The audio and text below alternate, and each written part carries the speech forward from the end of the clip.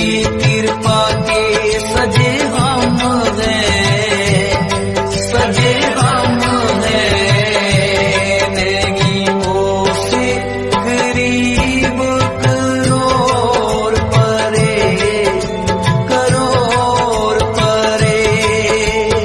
इन्हीं की कृपा के सजे हम हैं। आप सभी को मेरा नमस्कार।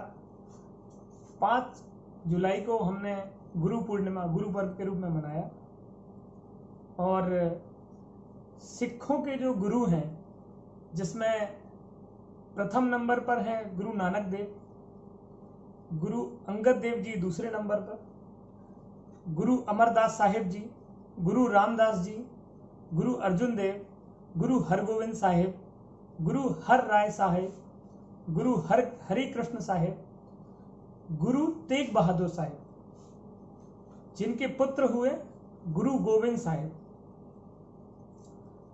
और सिखों के 11वें धार्मिक गुरु गुरु ग्रंथ साहिब। तो आज हम बात करेंगे गुरु गोविंद सिंह साहब जी के विषय में, जो कि सिखों के 10वें और अंतिम धार्मिक मानव गुरु थे।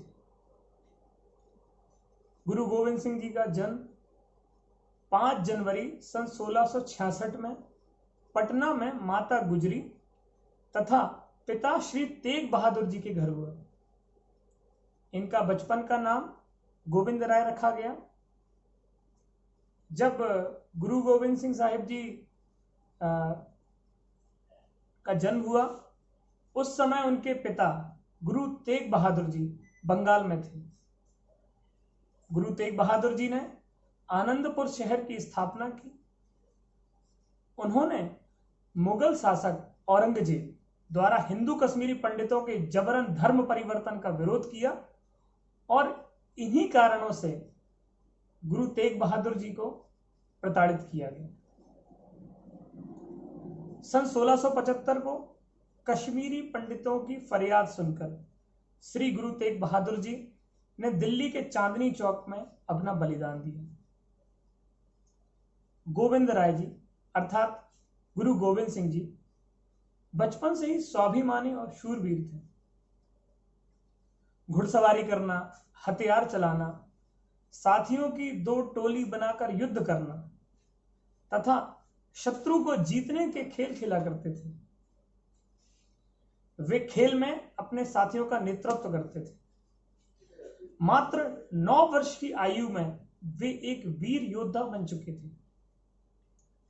10 वर्ष की आयु में गुरु गोविंद सिंह जी ने 21 जून सन 1677 में अपना पहला विवाह माता जीतो के साथ किया। गुरु गोविंद सिंह जी ने मुगलों, शिवालिक तथा पहाड़ियों के राजा के साथ 14 युद्ध लड़े। गुरु गोविंद सिंह जी ने धर्म के लिए अपने समस्त परिवार का बलिदान कर दिया। गुरु गोविंद सिंह जी के 4 बेटे हुए या 4 साहिबजादे। बाबा अजीत सिंह, बाबा जुझार सिंह, बाबा जोरावर सिंह, बाबा फतेह सिंह। अत्याचार के खिलाफ में इनके ये चारों पुत्र युद्ध अभियानों में मारे गए, जिसके लिए इन्हें सर्वस्वदानी कहा जाता है। सर्वस्वदानी कहा जाता है। गुरु गोविंद सिंह के जो 2 पुत्र थे, फतेह सिंह और जोरावर सिंह, उनके बारे में आपने सुना भी होगा। 4 पंक्तियां हैं कि जब जोरावर सिंह और फतेह सिंह को दीवाल में चुनवाया जा रहा था, तब उनके क्या शब्द थे, जो कि मात्र 8 वर्ष और 6 वर्ष के बालक थे, और उनके शब्द जो थे वो सुनिए। जोरावर जोर से बोला, फतेह सिंह शेर सा बोला। जोरावर जोर से बोला, फतेह सिंह शेर सा बोला, रखो ईंटें भरो गारे, चुनो दीवार हत्यारे। ऐसे महान व्यक्तित्व के उनके पुत्र थे। गुरु गोविंद सिंह जी एक महान विद्वान व्यक्ति थे, जो फारसी, संस्कृत, ब्रज भाषा और अरबी का अध्ययन किया करते थे। लेकिन साथ साथ एक महान सैन्य प्रतिभा भी थी उनके अंदर। उनके दरबार में 52 कवियों तथा लेखकों की उपस्थिति रहती थी, इसलिए उन्हें संत सिपाही भी कहा जाता था। गुरु गोविंद सिंह जी 11 नवंबर 1675 को गुरु गद्दी पर विराजमान हुए। अपने पिता की मृत्यु के पश्चात 29 मार्च सन 1676, जो कि वैसाखी का दिन था, गुरु गोविंद सिंह को उस दिन सिख धर्म का 10वां गुरु माना गया। गुरु गोविंद सिंह जी ने ही सत श्री अकाल का नारा दिया, कायरों को वीर और वीरों को सिंह बना दिया था। धर्म एवं समाज की रक्षा हेतु ही 1699 में बैसाखी के दिन उन्होंने खालसा पंथ की भी स्थापना की, जो सिखों के इतिहास में सबसे महत्वपूर्ण घटना मानी जाती है। इस पंथ में सिख धर्म के विधिवत शिक्षा प्राप्त अनुयायियों का एक समूह होता है। उन्होंने यानी गुरु गोविंद सिंह जी ने एक बार सिख समुदाय में आए सभी सिख लोगों से पूछा कि कौन कौन अपने सर का बलिदान देना चाहता है। समुदाय में जितने भी लोग आए थे उनसे गुरु गोविंद सिंह ने प्रश्न किया कि कौन कौन अपने सर का बलिदान देना चाहता है। तब उन लोगों में नीचे एक बैठा व्यक्ति अपना हाथ ऊपर करता है।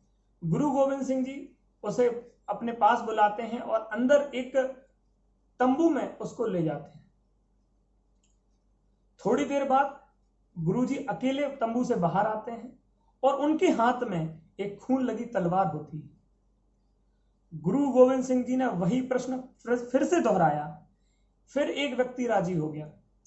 उन्होंने उसे भी तंबू में ले गए और थोड़ी समय बाद अकेले अपनी खूनी तलवार हाथ में लिए निकले।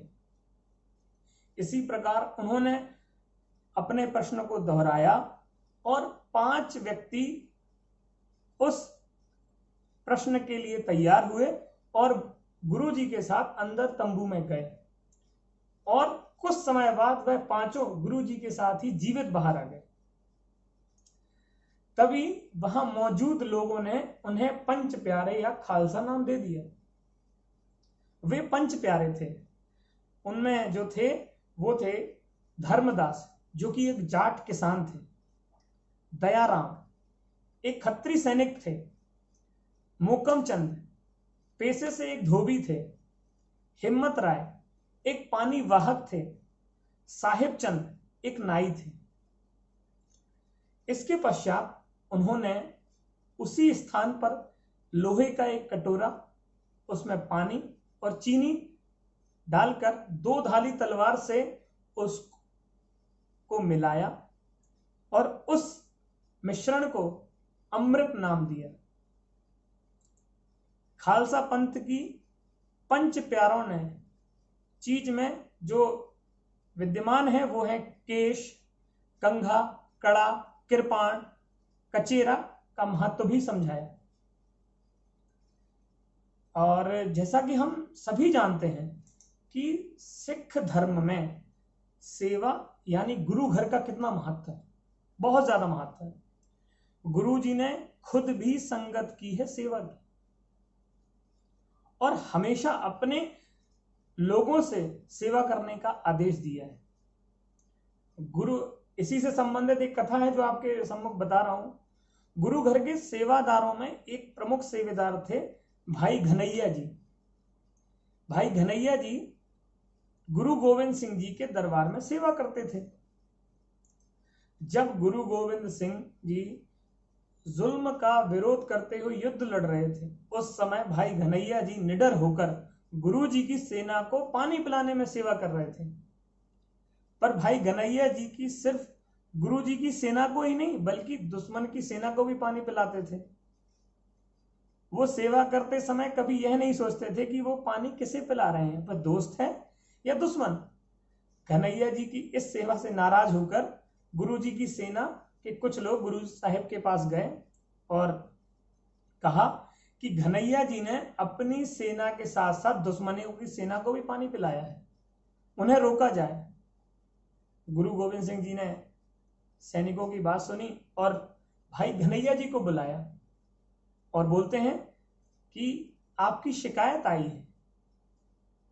भाई घनैया जी ने शिकायत सुनी और कहा कि गुरु साहिब जी, मैं क्या करूं, मुझे तो जंग के मैदान में कोई नजर नहीं आता, मैं जहां भी देखता हूं मुझे सिर्फ आप नजर आते हैं और मैं जो भी सेवा करता हूं वो सब आपकी ही होती है। उन्होंने कहा, गुरु साहिब जी, आपने कभी भेदभाव करने का पाठ नहीं सिखाया मुझे। गुरु गोविंद सिंह जी ने भाई घनैया जी की बात सुनकर बहुत खुश हुए। उन्होंने कहा कि भाई घनैया जी, आप गुरु घर के उपदेशों को सही मायने में समझ गए हैं। गुरु गोविंद जी ने शिकायत करने आए लोगों को समझाया और कहा कि हमारी जो दुश्मनी है वो जालिम के जुल्म से है, ना कि किसी इंसान से। इसलिए सेवा करते समय सभी का एक जैसा ही मानना होना चाहिए। गुरु गोविंद सिंह जी ने भाई घनैया जी को मलहम और पट्टी भी दे दी और कहा कि जहां आप पानी पिलाते हैं वहां दवाई लगाकर भी सेवा करिए। गुरु जी के उपदेशानुसार हम सभी को भी याद रखना चाहिए कि सेवा करते समय हमारी दृष्टि सदैव समान रहनी चाहिए।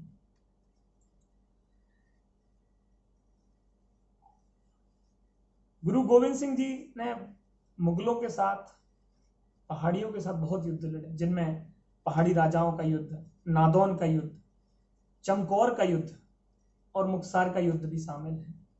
उन युद्धों में औरंगजेब ने गुरु जी के साथ विश्वासघात कर दिया और उस विश्वासघात के कारण गुरु गोविंद सिंह जी को काफी हानि उठानी पड़ी और यहां तक कि उन्हें आनंदपुर, जो कि उनके पिताजी ने बसाया था, उसे छोड़ना पड़ा।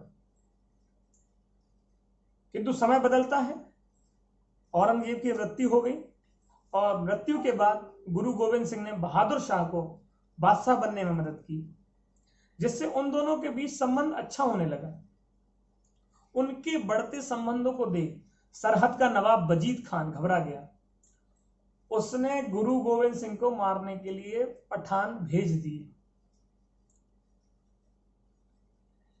नांदेड़ में मुल खां नाम का एक पठान था, उसका युद्ध गुरुजी के साथ हुआ और उसने गुरुजी पर छुरे से हमला कर दिया।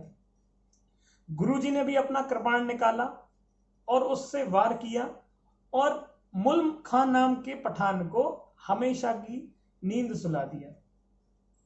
क्योंकि गुरुजी का भी घाव काफी गहरा था, जिसके कारण गुरुजी 7 अक्टूबर 1708 ईस्वी को ज्योति ज्योत में समा गए। गुरु गोविंद सिंह जी धर्म, संस्कृति, देश की आन बान और शान के लिए पूरा परिवार कुर्बान करके नांदेड़ में अबचल नगर, जिसको श्री हुजूर साहिब में गुरु ग्रंथ साहिब को गुरु का दर्जा देते हुए, इसका श्रेय भी प्रभु को देते हुए कहते हैं, आज्ञा भई अकाल की तभी चलाइयो पंथ, सब सिखन को हुक्म है गुरु मानियो ग्रंथ। उन्होंने अपनी अंतिम सांस लेते हुए सिखों से यह अनुरोध किया कि वो गुरु ग्रंथ साहब को ही अब अपना गुरु माने। गुरु गोविंद सिंह ने 11 बातें ऐसी बताई जिनको जानकर हम अपनी जिंदगी को बहुत बेहतर बना सकते हैं। वो 11 बातें मैं आपसे एक एक करके शेयर कर रहा हूं। पहली जो बात है वो है धर्म दी किरत करनी, अर्थात अपनी जीविका ईमानदारी पूर्वक काम करते हुए चलाएं। दूसरा है 10 वंड देना, अर्थात अपनी कमाई का 10वां हिस्सा दान में दे दें। इसके पश्चात तीसरा जो है वो है गुरुबानी कंठ करनी, अर्थात गुरुबानी को कंठस्थ कर लें। चौथा जो है उपदेश वो है कम करण विच दरीदार नहीं करना, काम में खूब मेहनत करें और काम को लेकर कोताही न बरतें। पांचवा उपदेश जो है वो है धन जवानी तय कुल जात दा अभिमान नहीं करना, अर्थात अपनी जवानी, जाति और कुल धर्म को लेकर घमंडी होने से बचना है। दुश्मन नाल साम दाम भेद आदिक उपाय बरतने अति उपरांत युद्ध करना, अर्थात दुश्मन से भिड़ने से पहले साम दाम दंड और भेद का सहारा लें और अंत में ही उसके सम्मुख युद्ध करें। सातवां जो उपदेश है वो है किसी दी निंदा चुगली अतई ईर्खा नहीं करना, अर्थात किसी की चुगली निंदा नहीं करना, उससे बचना है और किसी से ईर्ष्या करने की बजाय मेहनत करना है।